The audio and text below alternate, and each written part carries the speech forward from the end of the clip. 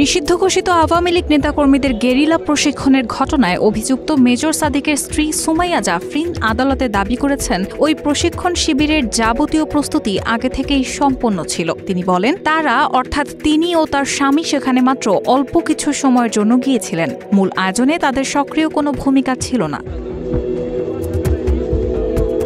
বৃহস্পতিবার দুপুরে রিমান্ড শুনানির সময় আদালতের সামনে সুমাইয়া জাফরিন বলেন, আগে থেকেই ওটা অ্যারেঞ্জ করা ছিল। সেখানে ইনভাইটেশন পেয়ে আমি ও আমার হাজব্যান্ড কিছু সময়ের জন্য গিয়েছিলাম।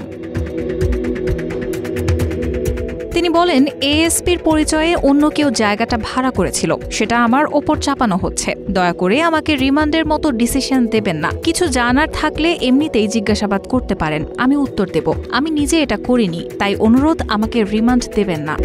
শুনানি শেষে আদালত ভাটারা থানার সন্ত্রাসবিরোধী আইনে দায়ের করা মামলায় সুমাইয়া জাফরিনের 5 দিনের রিমান্ড মঞ্জুর করেন। এর আগে সকালে ডিএমপি মিডিয়া সেন্টারে আয়োজিত এক সংবাদ সম্মেলনে ডিএমপির মিডিয়া বিভাগের উপকমিশনার মোহাম্মদ তালেবুর রহমান জানান, সুমাইয়া জাফরিনকে রাজধানীর মিরপুর ডিওএইচএস এলাকা থেকে গ্রেফতার করা হয়েছে।